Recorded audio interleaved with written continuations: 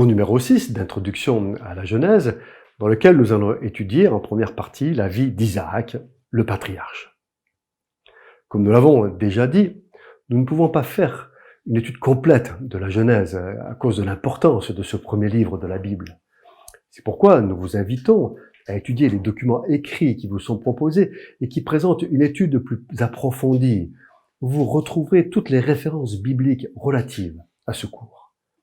Disons, si vous voulez bien, Genèse chapitre 24, les versets 1 à 4.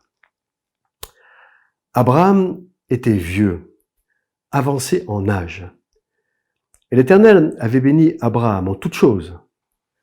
Abraham dit à son serviteur, le plus ancien de sa maison, l'intendant de tous ses biens, « Mais je te prie ta main sous ma cuisse, et je te ferai jurer par l'Éternel, le Dieu du ciel et le Dieu de la terre, de ne pas prendre pour mon fils une femme parmi les filles des Cananéens au milieu desquels j'habite, mais d'aller dans mon pays et dans ma patrie, prendre une femme pour mon fils Isaac. » Nous rappelons qu'Isaac, obéissant, marche de concert avec son père jusqu'au lieu du sacrifice sur le mont Moria. Sarah, la maman d'Isaac, meurt à l'âge de 127 ans. Abraham l'enterre dans la caverne du champ de Macpéla, près de Hébron. Cette caverne est le seul bien qui lui appartienne dans le pays promis. C'est là aussi que seront enterrés les 3 patriarches, Abraham, Isaac et Jacob, avec leurs femmes. Au moment où Sarah décède, Isaac a 36 ans. En pensant à son fils, Abraham est inquiet. Isaac ne doit pas prendre pour épouse une femme de Canaan, une étrangère à l'alliance. L'inquiétude est d'autant plus vive que Sarah étant décédée, le cœur d'Isaac doit être consolé. De ce fait, il est une proie facile pour le diable qui veut s'opposer au plan de Dieu et à l'accomplissement de la promesse. Souvenons-nous que Satan n'a pas le pouvoir de s'opposer à Dieu. Cependant, il sait qu'il peut séduire et manipuler les hommes qui sont libres de leurs décisions et de leurs choix et ainsi contrarier les voies de Dieu. Alors, Abraham ordonne à Eliezer, son plus ancien et fidèle serviteur, d'aller chercher une épouse pour Isaac dans le pays de sa famille, et non pas en Canaan, pays envahi par les fils de Cam, sur qui repose une malédiction. Eliezer signifie « Dieu mon secours ». Dans le chapitre 24, l'activité d'Eliezer est longuement décrite, mais son nom n'est jamais mentionné. Cette omission est voulue. Eliezer est serviteur. Or, le bon et fidèle serviteur, c'est celui qui fait ce que son maître lui dit de faire. Il le fait mieux que si c'était pour lui-même. Il ne tire aucune gloire de ce qu'il fait. C'est toujours son maître qu'il met en avant. C'est exactement le rôle qu'endosse le Saint-Esprit, le consolateur, dans la nouvelle alliance en Jésus-Christ. Mais c'est aussi le rôle que le disciple de Jésus est appelé à assumer tout au long de sa vie. Ainsi, Eliezer part en Mésopotamie, dans la famille de Térak, père d'Abraham. Si Eliezer est l'image de l'Esprit Saint qui cherche l'épouse de Christ, cela nous parle aussi de la vocation de l'Église, qui à la suite d'Eliezer va jusqu'au bout du monde annoncer l'évangile de Christ pour rassembler son épouse. Eliezer est comme un ambassadeur qui représente celui qui l'envoie. Il ne parle pas de lui-même, ni de ses opinions personnelles. Il parle à la place du maître, en son nom et avec la même autorité. C'est la responsabilité du serviteur fidèle. Mais ce qui lui confère sa vraie autorité, c'est le nom du Dieu du ciel, l'Éternel, qui est le Dieu d'Abraham. Pour qu'Eliezer puisse accomplir sa mission, Abraham a remis tous ses biens à son serviteur, qui peut en disposer comme il pense devoir le faire. Eliezer prie et demande à Dieu de lui donner du succès dans son entreprise. Eliezer nous révèle l'importance de la prière et de la communion avec Dieu. Celui qui veut réussir dans ses entreprises, surtout celles commandées par Dieu, ne peut se passer de la communion et de la prière. La tentation est forte lorsqu'on est dans le service de l'Église d'oublier de s'en référer en permanence à Dieu. combien cela est aussi vrai pour nos entreprises de la vie de tous les jours. C'est auprès d'un puits qu'Eliezer rencontre la jeune fille qui est élue de Dieu et à qui il remet des bijoux de grande valeur. Puis il y parle de son maître Isaac, fils d'Abraham. Bien qu'elle ne l'ait jamais vu, le cœur de Rebecca est gagné d'avance et acquis à celui qui deviendra son époux. Sans doute intéressée par ce serviteur si fidèle et si riche, la famille de Rebecca veut retenir Eliezer en Mésopotamie. Le serviteur considère le but de sa mission plus important que lui-même. C'est pourquoi il répond « Ne me retardez pas, laissez-moi partir et que j'aille vers mon Seigneur. » Eliezer est impatient de retourner vers Isaac avec celle que son cœur attend. Il y a une postérité à assurer.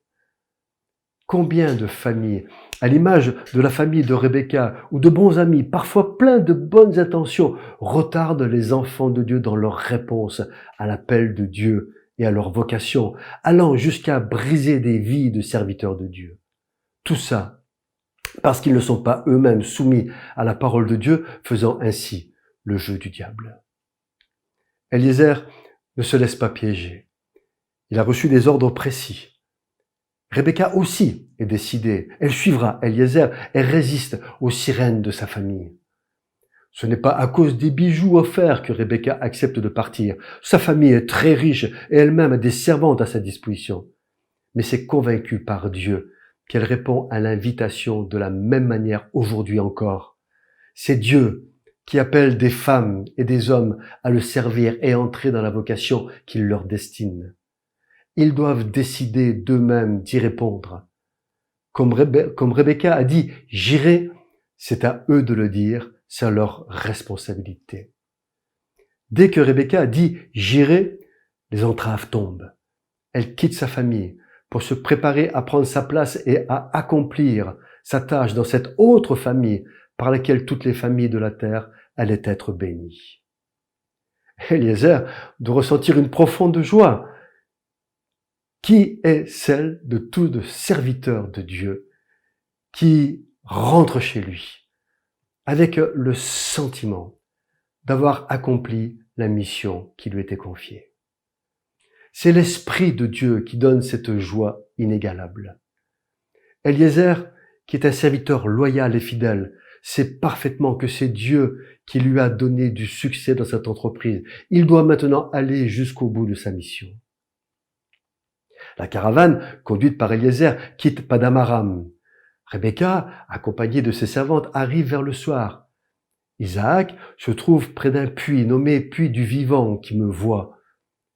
Rebecca rejoint Isaac et devient sa femme. Merveilleuse image de la rencontre de Christ et de l'Église.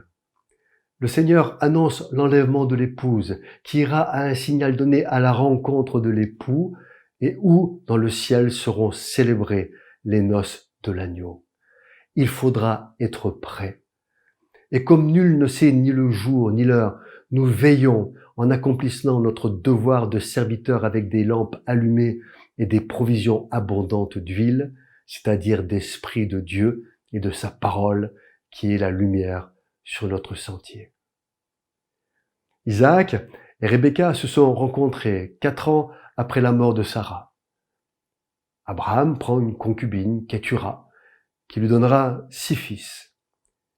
Finalement, il a eu 3 femmes qui lui ont donné 8 fils. Parmi tous ceux-ci, un seul est fils de la promesse, Isaac. C'est pourquoi, avant de mourir, Abraham envoie loin de son fils, Isaac, tous les fils de ses concubines. La Bible précise qu'il les envoie au pays de l'Orient. Abraham donne tous ses biens à Isaac. Avec son frère Ismaël, ils enterrent Abraham dans la caverne de Macpéla, où se trouve déjà Sarah, sa femme, la première matriarche. Tandis que la postérité d'Ismaël, le premier fils d'Abraham, se multiplie, puisqu'il a 12 fils, Isaac et Rebecca demeurent privés d'enfants. Rebecca est stérile. Mais Dieu n'a pas dit son dernier mot. Ses plans sont parfaits. Il fait tout pour un but et il n'y a pas d'injustice en lui. Ce qu'il promet, il le donne toujours. Isaac est un homme de Dieu, sage et prudent. Et pourtant, il commet avec Rebecca, sa femme, la même erreur que son père, présentant sa femme comme sa sœur alors qu'il habite dans le pays des Philistins. Cela arrive alors qu'une importante famine frappe le pays. Isaac, plus prudent et connaissant l'histoire familiale, obéit à Dieu et ne descend pas en Égypte comme Abraham l'avait fait. Aussi Dieu renouvelle-t-il sa promesse et bénit Isaac au point que les Philistins lui portent envie. Pour se venger, il bouche les puits que les serviteurs de son père avaient creusés. Cela conduit Isaac à en creuser de nouveau avec beaucoup de réussite par la grâce de Dieu. Il est pleinement béni et l'eau abonde alors que le monde boit une eau de misère. Obéissant à la voix de Dieu, il s'approprie le pays de la promesse. Il acquiert de grands troupeaux, sème et récolte beaucoup plus que les Philistins qui sont jaloux de sa grande richesse. Souvent, la vocation de l'enfant de Dieu se construit progressivement dans la contestation et l'opposition du monde. C'est dans le temps que se dévoilent les plans de Dieu et sa volonté pour la vie de ses enfants. C'est en constatant le chemin parcouru que le serviteur de l'Éternel comprend à quel point il a été gardé, béni et finalement dans la paix et la joie, même dans les épreuves les plus difficiles. C'est dans le temps que se réalisent les promesses et le fruit des alliances. Et pour aider à tenir bon, persévérer et patienter, Dieu renouvelle régulièrement les promesses personnelles qu'il fait à chacun. Si vous voulez bien, nous allons lire une partie de la Bible dans le chapitre 25 de la Genèse, les versets 19 à 26, pour voir la suite de ce que nous réserve l'histoire d'Isaac. Voici la postérité d'Isaac, fils d'Abraham. Abraham engendra Isaac. Isaac était âgé de 40 ans quand il prit pour femme Rebecca, fils de Bethuel, l'araméen, de Paddan Aram, et sœur de Laban, l'araméen. Isaac implora l'Éternel pour sa femme, car elle était stérile, et l'Éternel l'exauça. Rebecca, sa femme, devint enceinte. Les enfants se heurtaient dans son sein, et elle dit, « S'il en est ainsi, pourquoi suis-je enceinte ?» Et elle alla consulter l'Éternel. Et l'Éternel lui dit, « 2 nations sont dans ton ventre, et 2 peuples se sépareront au sortir de tes entrailles. Un de ces peuples sera plus fort que l'autre, et le plus grand sera assujetti au plus petit. » Les jours où elle devait accoucher s'accomplirent. Et voici, il y avait 2 jumeaux dans son ventre. Le premier sortit entièrement roux, comme un manteau de poil, et on lui donna le nom d'Ésaü. Ensuite sortit son frère, dont la main tenait le talon d'Ésaü, et lui donna le nom de Jacob. Isaac était âgé de 60 ans lorsqu'ils naquirent. La stérilité de Rebecca se prolonge pendant 20 ans. Mais un jour, suite à la prière d'Isaac, elle donne naissance à des jumeaux, Ésaü et Jacob. Jacob aime à rester sous les tentes car il est de nature calme et pacifique. Il est le favori de Rebecca, sa mère, tandis que le père préfère Ésaü, qui est un grand chasseur. Le nom d'Ésaü signifie velu. Il reçoit ce nom parce qu'il est tout entier comme un manteau de poil. Jacob, selon l'étymologie populaire, signifie celui qui prend par le talon, qui supplante.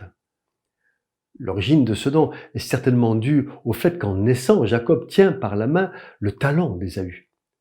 Ésaü représente la force naturelle et brutale. Sa postérité manifeste l'étalage de la grandeur humaine. De lui sortiront 20 chefs de clan et 8 rois. Ésaü incarne le principe de ce qui frappe les yeux et n'est pas agréable à l'Éternel. Il préfigure ce qui est inimitié contre Dieu. D'Ésaü naîtra un peuple appelé Édomite qui s'opposera toujours à Israël. Ainsi, on peut citer parmi les Édomites Amalek, arrière-petit-fils d'Ésaü, qui attaque les Hébreux à la sortie d'Égypte. Ou encore le roi Hérode, Édomite persécuteur de Jésus lorsqu'il était enfant. Édom, c'est le monde. À 2 reprises, la parole de Dieu exprime que Dieu a aimé Jacob et a eu de la haine pour Ésaü. Dieu éprouve de l'aversion pour ce qui est animal, sensuel, charnel. Vous allez me dire, mais Dieu aime tous les hommes. Bien sûr. Et certainement que Dieu a aussi aimé Ésaü. Mais à cause de ses agissements, son attitude profane, ses choix de vie et son mépris des promesses de l'Éternel, il n'attire sur lui que la réprobation de Dieu. Jacob est conscient de l'importance du droit d'aînesse et il est prêt à tout pour acquérir ce droit qui fera de lui l'héritier de son père et de l'alliance de l'Éternel. Ésaü n'a pas compris cela. Ce n'est pas son problème. Et en méprisant son droit d'aînesse, qu'il vend à Jacob pour un plat de lentilles, Ésaü s'exclut de la lignée messianique. Pour satisfaire la chair et sa convoitise, Ésaü sacrifie son esprit et son âme. L'Écriture le qualifie d'impur et profane. Son geste est la triste expression du mépris à l'égard du don de Dieu qui se manifeste aujourd'hui encore auprès de ceux qui recherchent les satisfactions de la chair. Mais le monde ne donne jamais que des lentilles qui disparaissent plus vite qu'il ne faut de temps pour les préparer. Le diable est un illusionniste qui séduit en faisant miroiter des choses qui ne sont que des vapeurs qui disparaissent au moindre courant d'air.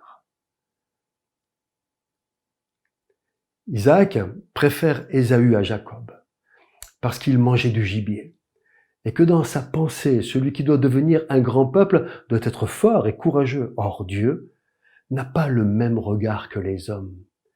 Dieu regarde au cœur.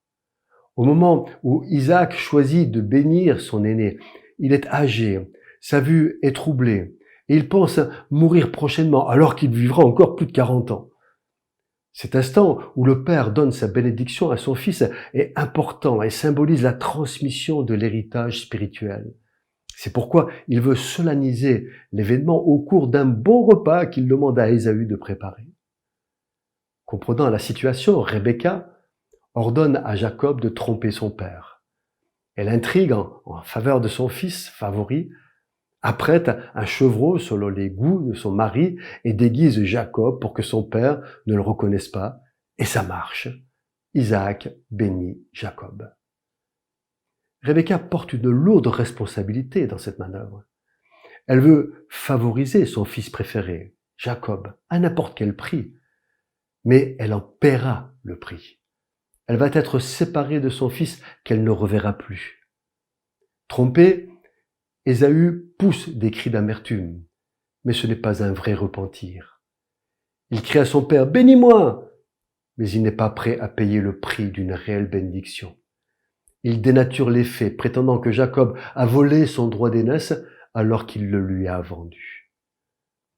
Jacob a agi ainsi parce qu'il était conscient de l'importance de la bénédiction des pères. Il y tient car il a entendu l'histoire de son grand-père Abraham. Il a vu les effets de la bénédiction de Dieu sur la vie de son père Isaac. Il tient à cette bénédiction plus que toute autre chose, même au péril de sa vie, parce qu'il veut hériter de l'alliance avec Dieu, même s'il n'a pas encore compris tout ce que cela implique en termes d'obéissance, de consécration et même d'épreuve. Parce que l'ennemi des âmes continue d'agir. C'est ce qu'il devra apprendre et que nous verrons dans la prochaine vidéo, le cours numéro 7.